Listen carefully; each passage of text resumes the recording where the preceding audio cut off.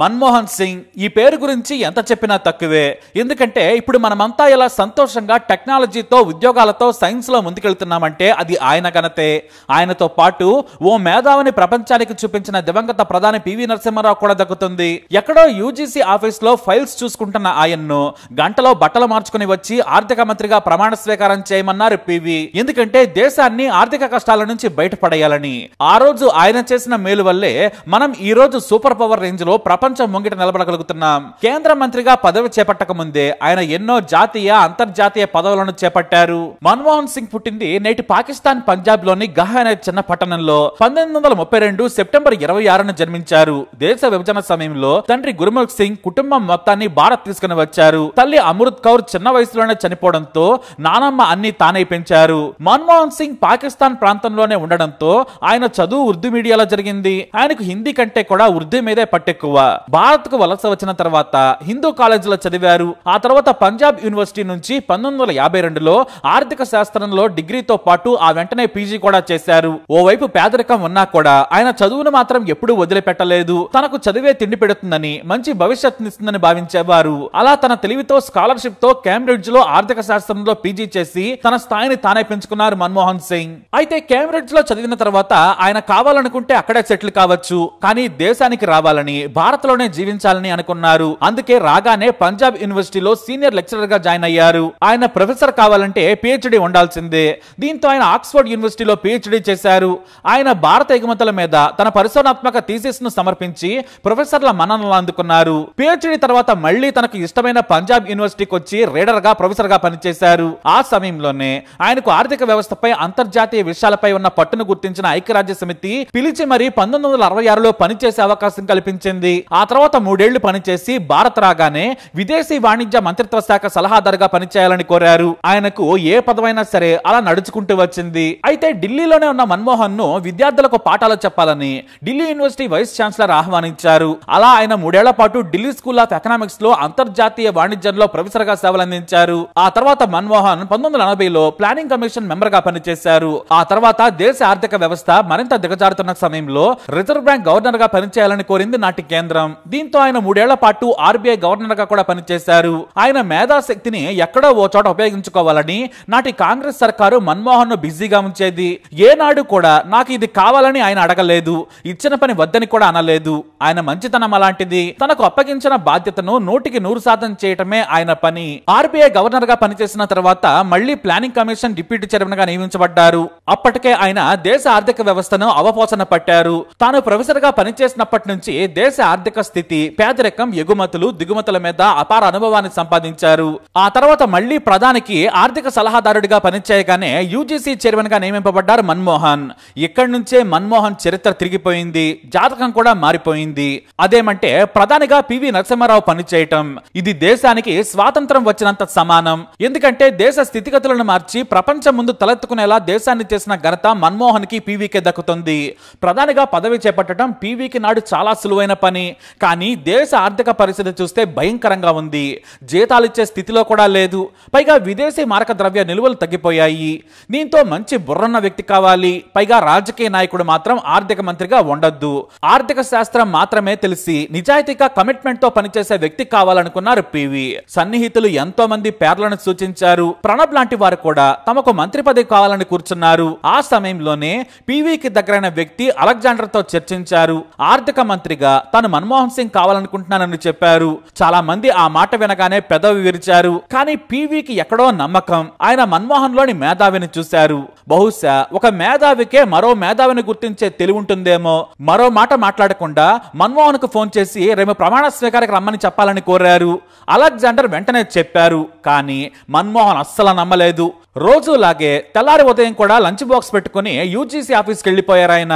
ఎందుకంటే పివి తన ఎందుకు ఆర్థిక మంత్రిని చేస్తారు, చాలా మంది రాజకీయ నాయకులు ఉన్నారు కదా అనుకున్నారు మన్మోహన్ సింగ్. తెల్లారాక ప్రమాణ స్వీకారానికి సర్వం సిద్ధమైపోయింది. అందరూ వస్తున్నారు. కానీ మన్మోహన్ సింగ్ మాత్రం ఎలాంటి సమాచారం ఇవ్వలేదు. దీంతో తన అసిస్టెంట్ కు మన్మోహన్ సింగ్ ఫోన్ నెంబర్ కలిపివ్వమని ఆదేశించారు పివి. మన్మోహన్ ఇంటికి ఫోన్ చేస్తే యూజీసీ ఆఫీస్కి వెళ్లారని చెప్పారు. ఆ వెంటనే యూజీసీకి ఫోన్ చేశారు.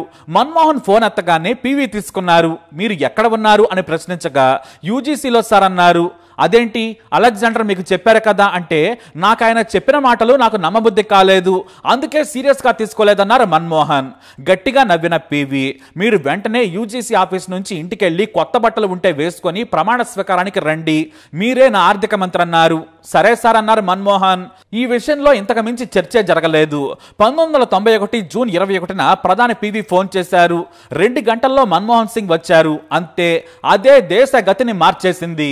ఇక అందరు మంత్రులతో పివి ఒకటే సమావేశం ఏర్పాటు చేసి మన్మోహన్ తో మాత్రమే ప్రత్యేకంగా గంటల తరబడి చర్చలు జరిపేవారు. అయితే మంత్రివర్గ సమావేశంలో పివి అందరికీ ఒకటే మాట చెప్పేవారు, మన్మోహన్ సింగ్ గారు చాలా అనుభవం ఉన్న వ్యక్తి, నేను ఆయనకి పూర్తి స్వేచ్ఛనిస్తున్నాను, మీరు ఆయన పనిలో వేలు పెట్టద్దు, ఇది నా మాట అని ముందే సున్నితంగా హెచ్చరించారట పివి.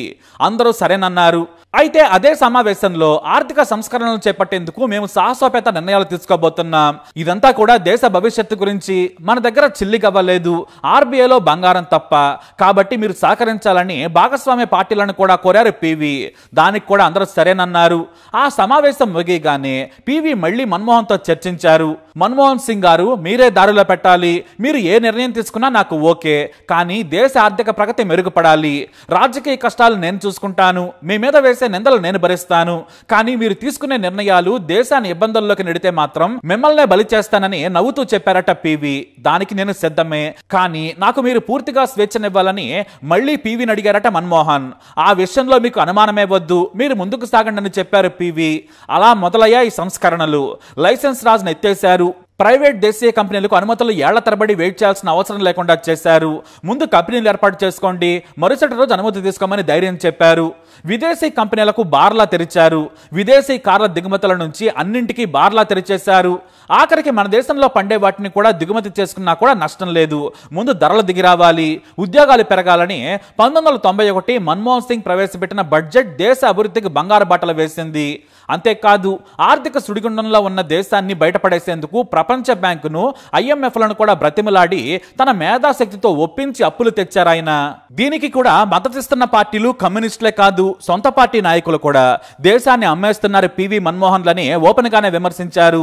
ఎందుకంటే IMF ఎండి మైకేల్ క్యాండిసెస్ ఢిల్లీలోని ప్రధాన ఆఫీసులో పివిని కలిశారు. మన్మోహన్ అప్పుడు పక్కనే ఉన్నారు. ఇతర సీనియర్ కాంగ్రెస్ నేతలు కూడా ఉన్నారు. మీరు చెప్పిన రూల్స్ కి మేము ఒప్పుకుంటాం, కానీ మా ప్రాధాన్యతలకు అనుగుణంగా కూడా వాటిని మార్చుకుంటామని తెలివిగా సమాధానం చెప్పారట పివి. ముందు IMF ప్రతినిధులు కన్ఫ్యూజ్ అయినా కూడా సరేనని సంతకాలు పెట్టేశారు. విదేశీ ప్రతినిధులు వెళ్లిపోగానే మన్మోహన్ పివిలు గొల్లున నవ్వుకున్నారట. అంత ఆహ్లాదంగా పనిచేశారిద్దరు. పివికి మన్మోహన్ అంటే అంత నమ్మకం. అయితే సమాధానం లేని చోట మౌనమే సమాధానమని పివి నేలచూపులు చూసేవారు. అదే సూత్రాన్ని మన్మోహన్ ఫాలో అయ్యారు. ఎందుకంటే మేము తీసుకున్న నిర్ణయమే ఫైనల్ అని వారి సమాధానం. ఇప్పుడు మనం చూస్తున్న స్టాక్ మార్కెట్లో సంచలన మార్పులు తెచ్చి సెబీని ఏర్పాటు చేసింది కూడా మన్మోహన్ సింగే. కానీ ఆయన ఏర్పాటు చేసిన ఈ సంచలన స్టాక్ మార్కెట్లో కుంభకోణం కాంగ్రెస్ పరువు తీసింది. కానీ మన్మోహన్కి అందులో పాత్ర లేదు. పివికి కూడా ఆ స్కామ్ ఎలా చేశారో మన్మోహన్ చెబితే కానీ తెలిసింది. దీంతో ఇద్దరిని సొంత మంత్రులు నాయకులే నిందించారు. ఆర్థిక మంత్రికి అధిక స్వేచ్ఛనిచ్చారు. మన్మోహన్ నిద్రపోతున్నారు, పివి పట్టించుకోవడం లేదని మొహం మీదే చెప్పడంతో మన్మోహన్ హర్ట్ అయిపోయారు. దీంతో ఆయన రాజీనామా పత్రాన్ని తీసుకొని పివి దగ్గరకు వెళ్లారు. అప్పటికే మీడియా కూడా లీక్ చేసేశారు మన్మోహన్. ఆయన సున్నిత మనస్కుడు కావడంతో చిన్న విమర్శను కూడా తట్టుకోలేదు. కష్టం వస్తే మన్మోహన్ తన భార్యకైనా చెప్పుకుంటారో లేదో కానీ పివికి మాత్రం చెప్పుకునేవారు. రాజీనామా పత్రం పివి ముందు పెట్టగానే కూర్చోమన్నారట పివి. ఇద్దరు కాఫీ తాగుతూ ఎందుకు రాజీనామా చేస్తున్నారంటే విమర్శలు తట్టుకోలేకపోతున్నాను సార్ అన్నారట. ఆ మాట వినగానే, మిమ్మల్ని నేను ఆర్థిక మంత్రిని చేసినప్పటి నుంచి నేను తిట్లు పడుతూనే ఉన్నాను, నన్ను ప్రధానిగా తిట్టేవారు కూడా ఉన్నారు కదా, మిమ్మల్ని నన్ను విమర్శించేవి కూడా నేను భరిస్తున్నాను, మీలా నేను బాధపడితే ఈ కుర్చీలో ఉంటానా? మీరు దేశం కోసం నిజాయితీగా కష్టపడుతున్నారు, వాటిని పట్టించుకోవద్దు. మిమ్మల్ని విమర్శించిన వారికి దాన్ని సరిచేసే తెలివుందా?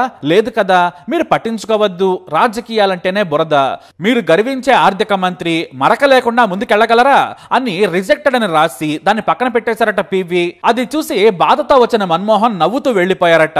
అది ఇద్దరి మధ్య ఉన్న బంధం, అది ఒక శకం అయితే 2004లో యూపీఏ కూటమి అధికారంలోకి వచ్చింది. అందరూ సోనియా గాంధీ ప్రధాని అవుతారని వార్తలు రాసేశారు. ఇటు సోనియా కూడా ప్రధాని పదవిని చేపట్టేందుకు సిద్ధమయ్యారు. కానీ శరద్ పవార్, సంగ్మా లాంటి వాళ్ళు సోనియా ప్రధాని కావడానికి వీల్లేదన్నారు. ఇటలీ నుంచి వచ్చిన విదేశీయురాలు దేశానికి ప్రధాని అయితే ఊరుకోమన్నారు. అలాగే బీజేపీ నేత సుష్మా స్వరాజ్ తీవ్రంగా వ్యతిరేకించారు. ఆమె ప్రధానిగా ప్రమాణ స్వీకారం చేస్తే గుండు కొట్టించుకుంటానని శపథం కూడా చేశారామె. ఇటు భాగస్వామ్య పక్షాలు కూడా వారించడంతో సోనియా మేధావిగా పేరున్న మన్మోహన్ ఎంచుకున్నారు. ఎందుకంటే ఆయనకు రాజకీయ గ్రూపులు లేవు, ఆయనకు రాజకీయాలే తెలియవు, తనకు కూడా ఎలాంటి శత్రుత్వం ఉండదు, దేశాన్ని నడిపించే సత్తా ఉందని మన్మోహన్ ఎంచుకున్నారు. అలా 2004లో ప్రధానిగా పనిచేసిన మన్మోహన్ రెండో పర్యాయం కూడా 2009లో ప్రధానిగా దేశాన్ని ఆర్థిక రంగంలో పరుగులు పెట్టించారు. కానీ 2G బొగ్గు స్కాములు సహా చిన్న వాటిని కూడా పెద్దగా చూపించి మన్మోహన్ సర్కారును వీక్ గవర్నమెంట్ అనే ముద్ర వేసేసింది బీజేపీ. మన్మోహన్ అవినీతిని కంట్రోల్ చేయలేకపోయారు. సోనియా చేతిలో రిమోట్ ఆడినట్టు ఆడుతున్నారనే విమర్శలు కూడా వచ్చాయి. ఆ తర్వాత కాంగ్రెస్ ఓడిపోయింది. మోడీ గెలిచిన విషయం తెలిసిందే. ఇక మరో విషయం ఏంటంటే ఆధార్ని తెచ్చింది మన్మోహన్ సింగే. నాడు ఆయన తెచ్చిన ఆధార్ నుంచి పాన్ కార్డు వరకు, సంక్షేమ కార్యక్రమాల నుంచి విదేశీ పాలసీల వరకు అన్ని మన్మోహన్ చేసిన సంస్కరణలే.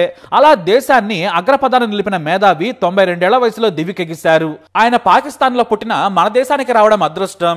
ఎందుకంటే ఆయన ఏనాడు కూడా దేశం కోసం ఇది చేశాను అది చేశానని చెప్పుకోలేదు. నేను నా దేశం కోసం మంచి చేసేందుకు ప్రయత్నించాను అని మాత్రమే చెప్పుకున్నారు. మీడియా ప్రతిపక్షం నన్ను విమర్శించిన చరిత్ర నన్ను అర్థం చేసుకుంటుందని చెప్పారు ఆయన. అదే నిజమైంది కూడా. లేదంటే 1991లోనే దేశ భవిష్యత్తును ఊహించడం అంటే మామూలు విషయమా? అది మన్మోహన్కే సాధ్యమైంది. మన్మోహన్ సింగ్ అలా చరిత్రలో నిలిచిపోయారు. మరి మన్మోహన్ సింగ్ పై మీరేమంటారు? మీ అభిప్రాయాన్ని కమెంట్ ద్వారా తెలియజేయండి.